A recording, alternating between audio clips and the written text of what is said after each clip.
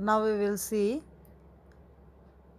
uniform circular motion. First we had seen today is freely falling body. Uniform circular motion. Circular, the path, round path.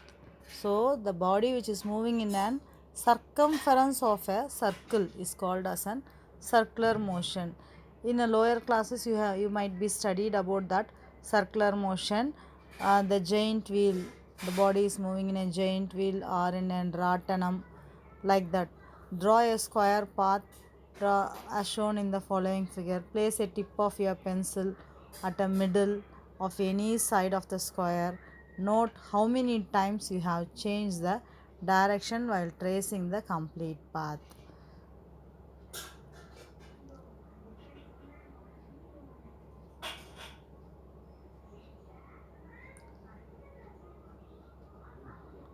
Now repeat the action for a pentagon, hexagon, octagon, and note down the number of times one changes the direction. You can able to say one time, for example, the first side one time, the second side, third side, and fourth side, four times changing the direction.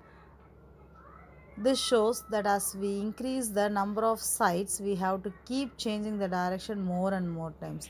If you increase the number of sides of the polygon, make infinite, how many times will you have the change the direction? What will be the shape of the path? And when we increase the number of sides to infinity, the polygon becomes a circle. So only 4 sides square, pentagon 5, hexagon 6, heptagon 7, octagon 8, nanogon 9, decagon 10.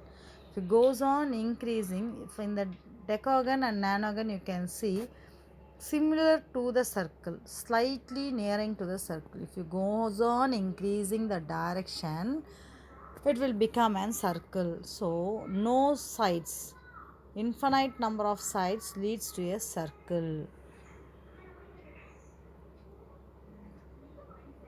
Take a piece of thread and tie a small piece of a stone on it and rotate the stone to describe a circular path. The stone will be whirling in a moving in a circular path, but the action will be on your hand, at the center of your hand.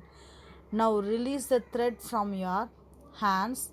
It will goes from a circumference to an tangent direction. So repeat the activity for few times and release the stone and different position of the circular path. Check whether the direction in which the stone moves remains the same or not. If you carefully observe on being released, the stone moves along a straight line that is tangential to the circular path. From which point you are releasing, from that point on the circular path, the stone will take a straight line. Is called as your tangent. From max, you know what is a tangent. Touching the circular path, you're drawing a line is called a straight line, is called as your tangent. If you carefully observe on being released the stone moving along a straight line tangential to the circular path, this is because once the stone is released, it continues to move along the direction it has been moving at that instant. Okay, this shows the direction of the motion changed at every point. What we said, circle as an infinite side, every point as a side, every point of the circular path, circumference of the circle is an side. So when an object moves with a constant speed along the circular path, the motion is called as uniform circular motion. Now we come to a conclusion of an definition for an circular uniform circular motion. What is a uniform circular motion? When an object moves with a constant speed along the circular path is called as circular motion. When an object is moving with a constant speed along a circular path, the velocity changes due to the change in direction. Even though the path is same, the velocity changes because the direction is changes on every point. So it is called as acceleration.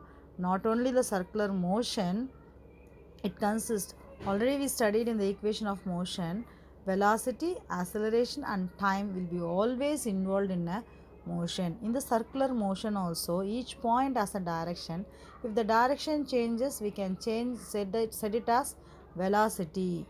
Okay, then velocity is an vector quantity, it has an change of direction.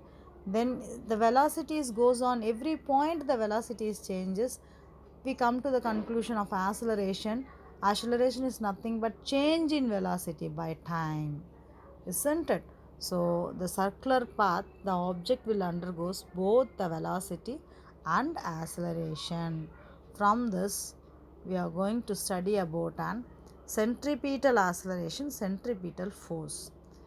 Three examples are given for you: revolution of earth around the sun, circular motion; revolution of moon around the earth is in a circular motion; the tip of a second's hand of a clock is also in a circular motion, isn't it? If an object moving along a circular path of radius r takes a time t to come back to its starting position, the speed v is given by, the speed v of an circular path is given by distance by time, isn't it? Velocity is equal to, sorry, no distance, it has a direction, so it should be displacement.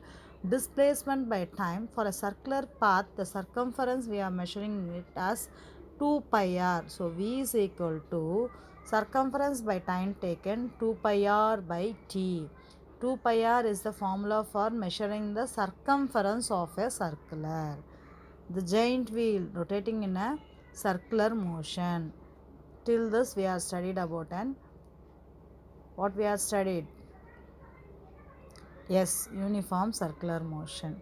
So freely falling body and uniform circular motion. Then we are going to learn about centripetal acceleration and centripetal force in the next video.